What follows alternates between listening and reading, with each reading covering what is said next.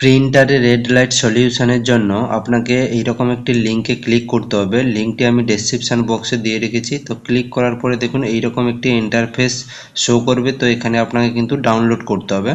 তো ডাউনলোড করার পরে আমি এখানে ডাউনলোড অলরেডি করা রয়েছে, তাই ডিসপ্লেতে গিয়ে আপনাদেরকে দেখাচ্ছি।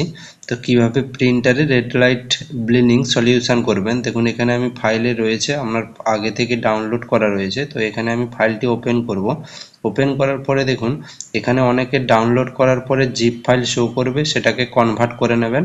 কনভার্ট করার পরে দেখুন ফার্স্টে ক্লিক করবেন, ক্লিক করার পরে এখানে সিলেক্টে ক্লিক করবেন। ক্লিক করার পরে এখানে মডেলটা দেবেন, আপনার যে প্রিন্টার যে মডেলে রয়েছে সেই মডেলটা সিলেক্ট করবেন।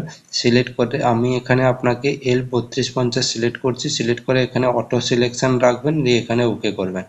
ওকে করার পরে এখানে দেখুন এখানে আপনার নিচে যে অপশানটা রয়েছে অ্যাডজাস্টমেন্ট কোডে, এখানে সিলেক্ট করবেন। সিলেক্ট করার পরে এখানে দেখুন আপনার প্রিন্টারে যে প্রবলেমটা শো করছে, তো সেটা এখানে আপনাকে শো করাতে হবে। তো বেশিরভাগ এখানে হেড ক্লিন করতে পারেন, এখানে যে প্রবলেমগুলো রয়েছে, লিঙ্ক চার্জেস রয়েছে, এখানে অনেক কিছু রয়েছে।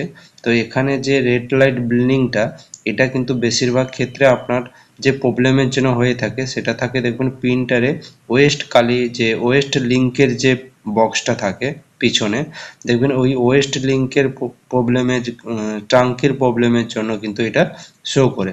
তাই এখানে আমি আপনাকে কিন্তু এখানে যেটা সিলেক্ট করাবো, দেখুন ওয়েস্ট লিঙ্ক প্যাড কাউন্টার, এই কাউন্টারের প্রবলেমের জন্য এটা কিন্তু এখানে শো করে।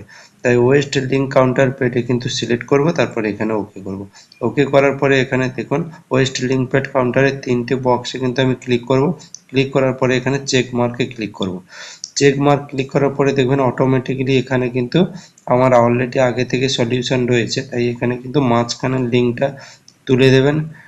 ক্লিক করবেন না সেকেন্ড ইনস্টল করার সময়, এখানে কিন্তু ফার্স্ট এবং লাস্টেরটাতে ক্লিক করবেন। চেক মার্ক করার পরে ইনস্টল করবেন। এখানে ইনস্টল করার পরে এখানে দেখবেন একটা উইন্ডোজ মেসেজ শো করবে। তো এই মেসেজে দেখবেন আপনার যে প্রিন্টারটা রয়েছে ওটা কিন্তু টার্ন অফ করতে বলবেন।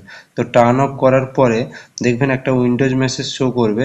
শো ওকে করার পরে, যে উইন্ডোজ মেসেজটা ওকে করার পরে যেটা শো করবে, তো সেখানে আপনি কি করবেন, যে ওখানে আবার একটি উইন্ডোজ মেসেজে কিন্তু ওখানে মেশিনটিকে অন করতে বলবে। তো অন করার পরে কিন্তু আপনার এখানে অটোমেটিক্যালি কিন্তু প্রিন্টারটা সলিউশন হয়ে যাবে। তো এইভাবে আপনারা কিন্তু রেড লাইট 100% ফ্রিতে এখানে সফটওয়্যারটি ডাউনলোড করতে পারবেন, এবং রেড লাইট যে ব্লিনিং প্রবলেমটা, এটা কিন্তু আপনি সলিউশন করতে পারবেন।